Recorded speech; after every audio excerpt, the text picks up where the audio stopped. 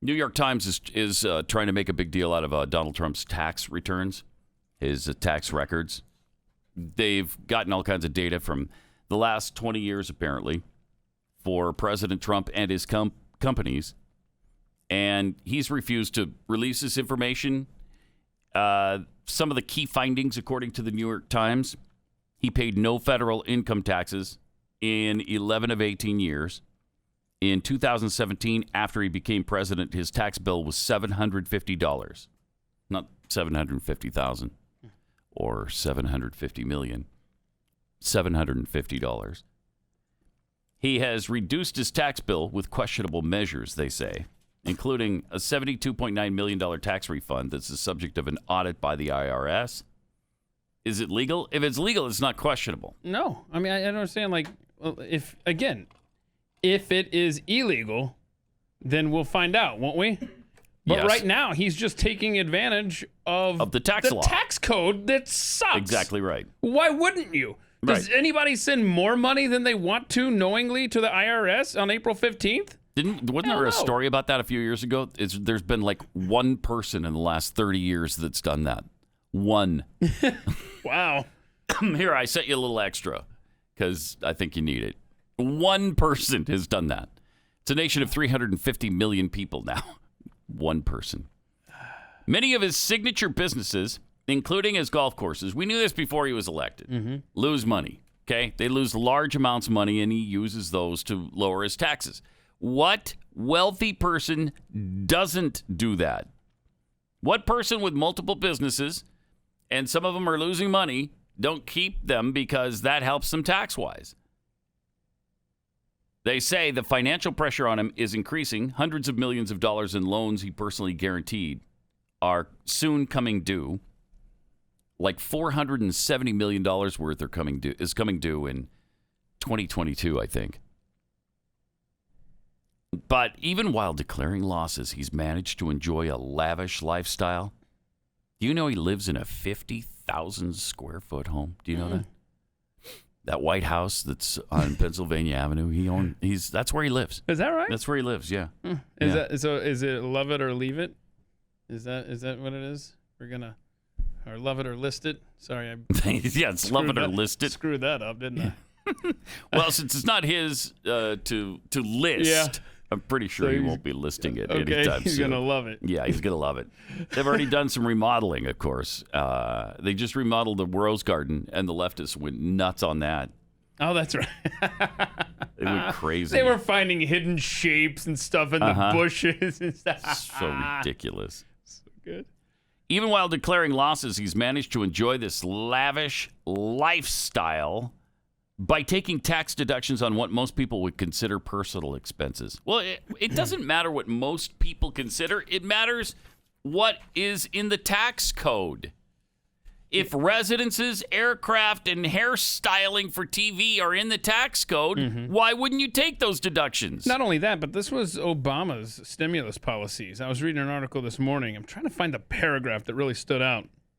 But I love this. He paid, let's see, when he filed his income taxes for 2009, he could seek a refund, not just of the $13.3 million he had paid back in 2007, but also the combined $56.9 million that he paid in 05 and 06.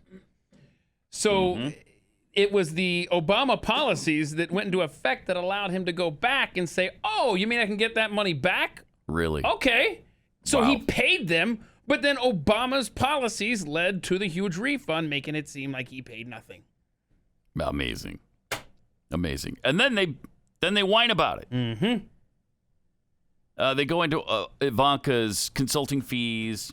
As president, he's received more money from foreign sources and U.S. interest groups than previously known. The records, get this, I'm sure this pained them to admit, but the New York Times actually includes, the records do not reveal any previously unreported connections to Russia. How about that? So that's what they were hoping for. They were mostly hoping for connections to Russia. That he's getting all kinds of money. He's on the take from somebody in Russia, some oligarch or the government itself. He's got some tie with Putin. They found none of that. Nothing. And that had to call them. Yeah, and as long as we're talking about filling out your tax forms, does anyone ever check that box to give money to a presidential campaign? It's got to be the biggest waste of ink on paper ever. Yeah. This will not increase your tax burden. Yeah, I don't care. I'm still not. You don't want to give to the tax fund, to the presidential tax? Not even if it's $1 for me and my wife. No, thank you. It's literally the dumbest line on the. And there's a lot of competition for dumbest line on the IRS tax form, but that one takes the cake. Now, it's important to remember, according to the New York Times, that the returns are not an unvarnished look at Mr. Trump's business activity. They're instead his own portrayal of his companies compiled for the IRS, but they do offer the most detailed picture yet available. You know, it was my thought from the beginning that one of the problems with Trump and turning over his records is because I don't think he's as wealthy as he says. Mm-hmm. And that's what this seems to indicate. And it's not conclusive, but it looks like he's not even a billionaire, according to these records. I mean, that could be totally the motivation for him wanting to keep them under wraps. And he wants you, he can't stand you thinking he's not a billionaire. He can't stand that. I don't know what it is about that, but he's got a thing with that. He wants you to know that he's worth $10 billion and not a penny less. Not a penny less. But these tax records don't seem to back that up. We'll see. I don't know. But does it matter? It doesn't. If he's doing legal things with his tax returns, this is a complete non-story. And it doesn't seem like the New York Times actually found anything that would lead you to believe otherwise.